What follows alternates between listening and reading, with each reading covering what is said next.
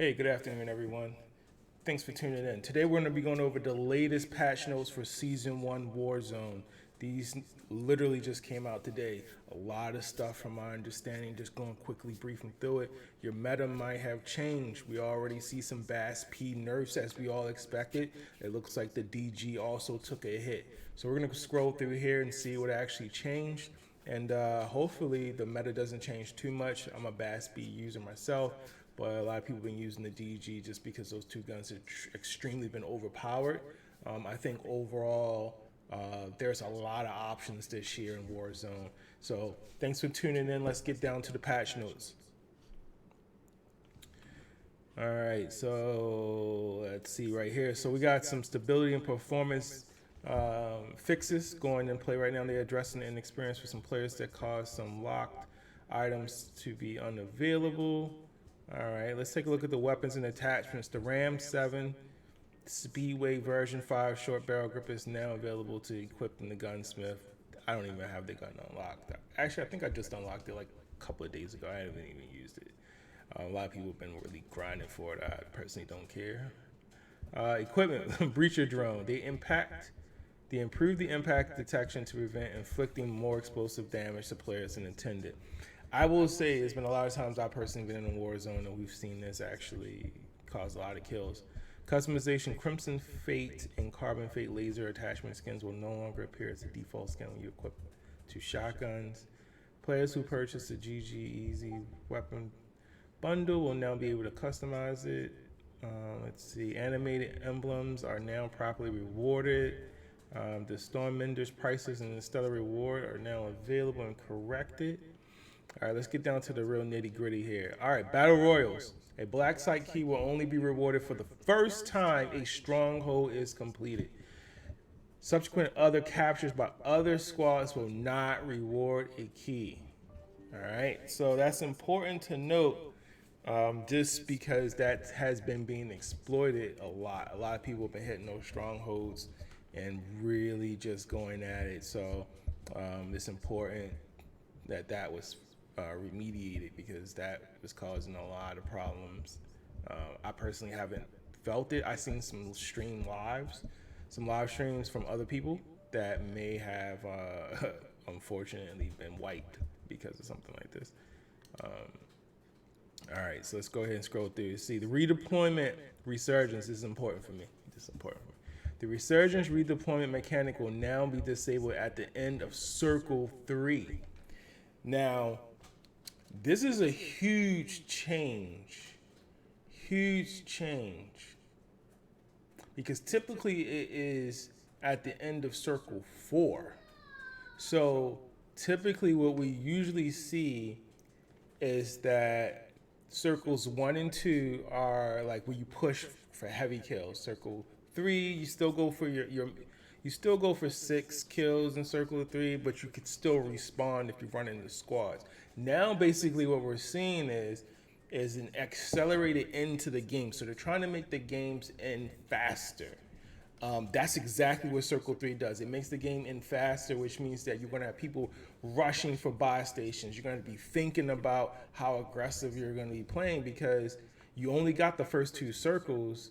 First circle, people are looting, trying to get their loadout, etc. And it's kind of easy to get loadout these days in these games. But they are literally making it so Circle 3 ends quicker because you are able to get your loadout at a much faster pace where typically if you're a team that's not as good and you're scavenging for money to get your loadout or you're waiting for a public loadout, by Circle 2 and 3, you'll have your loadout weapons typically. And then Circle 4 is it's where the resurgence typically disabled. Now you're seeing that they're disabling it in Circle 3. This is going to be a huge change to the gameplay. Public events have been disabled for Circles 1 and 2. Don't really know if that's going to happen. I don't know what that really means. The chances for a public event to occur in later circles has been adjusted. I guess this is for some upcoming circle events that they have that are new. So we'll see how that plays out. Let's get down to the weapons. Looking at the behemoth of weapons and the attachments on offer, the outliners were performing above expectation. We have taken immediate steps to mitigate them to support a healthy engagement experience. I personally thought the game was very balanced. Seriously, I thought it was very balanced. So it looks like, all right, here we go. So DG56 max damage reduced to 32 from 40. FR556. Hold on, I'm just reading this email. All right, so max damage reduced to 35 from 43. The battle rifle, this is huge because I personally been using this as well. So battle rifle max damage has been reduced down from 39 to 35. Minimum damage down from 27 to 25. So all in all, I mean, that's a very significant nerf over the course of the range. Handguns, the akimbo max damage has went down from 45 to 30, 33 to 22. Wow. The multiplier, headshot multipliers went down by 1.4 to 1.2. That means you need an extra 2 headshots just to get an actual kill there. All right, let's look at the marksman rifles. The DM56 has been reduced from 50 to 41. A lot of people were rocking that. Max minimum damage has gone from 39 to 37. That's not that big of a deal.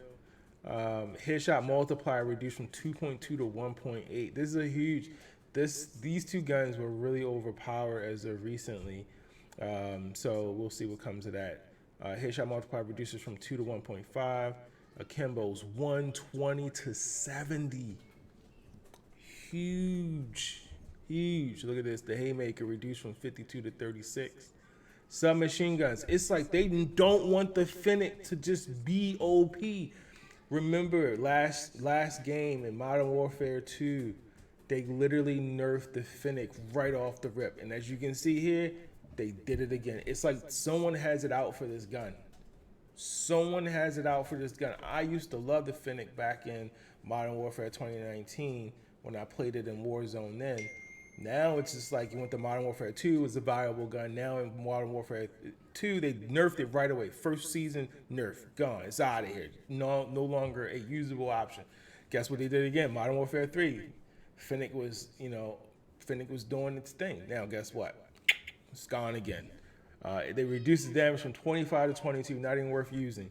Right? Headshot multipliers went down from 135 to 125. Lower torso multiplier 1.1 to 1. Basically, they nerfed the hell out of that gun again, and it's out of here. All right, here's something that I think we will all like to see. I have not read these notes in advance, so I'm reading them with you. The footstep in the audio has been horrible. Listen, complete trash. No reason why I should be able to hear my teammates running halfway across the map, but a person is literally running to my left from the enemy, and they're not dead silence, and I don't hear them. They're running behind me, straight up to me to execute me. I don't hear footsteps. That does not make any sense. Let's see if we got some things in here to address it. Since Season 1 last week, we've been actively listening to players' feedback regarding audio concerns in Warzone, especially related to footsteps. The initial update is aimed at addressing part of the concerns and enhancing the overall experience. All right, as we head into the holidays, we'll be making some changes that there's complex and mix of variables we need to meticulously look at and consider. One of the primary factors to consider is the fidelity of the user experience across titles to avoid a large gap between Warzone, multiplayer, and zombies. Beyond that, the changes like occlusion, fall off distance, first person versus third person balance, and specific perk mechanics can have ripple effects due to the sheer number of interacting, overlapping sounds in the Battle Royale match. Please note that we're committed to ongoing improvements to ensure that our players can fully immerse themselves in the game while maintaining a competitive edge. Your continued constructive feedback is appreciated, and we'll continue to work towards making Warzone the best it can be on every front. Okay, so they did a rebalance in first person and enemy footsteps. I haven't tested it, don't know what it's going to sound like. Sounds like I don't know how good it's going to be. We're going to go in the game after this and try it out and check those out. I'll post a short video just so we can take a look at it. Some bug fixes. They fixed the collision issues within the various elements across Afghanistan. Fixed an issue where players can get stuck inside of locked buildings that should otherwise be inaccessible. Fixed an additional issues with incorrect text appearing in challenges.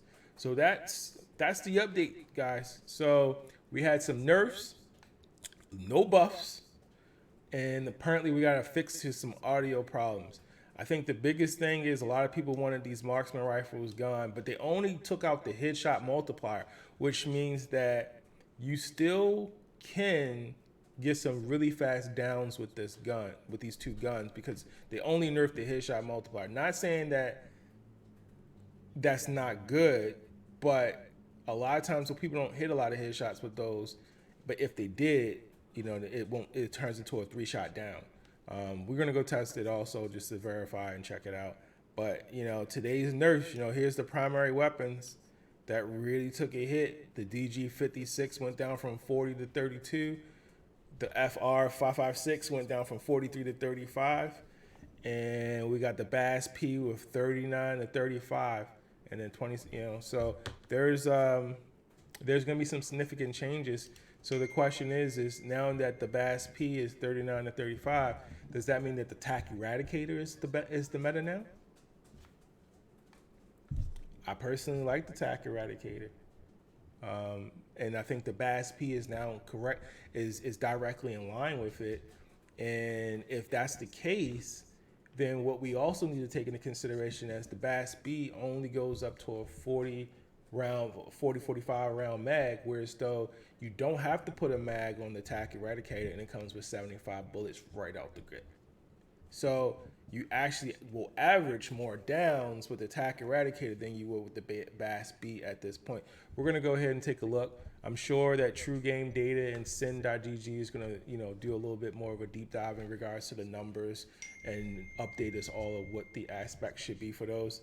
But I'm gonna go ahead and do an in-game test, right? I'm gonna run out with the loadout and go and check. But anyway, this is your update. Hopefully you all tuned in and appreciate it, man. Hopefully you'll check out some of the other videos that I got posted. I do plan to start streaming on a more dedicated schedule, but look for those daily updates and videos. Thanks for tuning in, and we'll talk to you soon. Take care.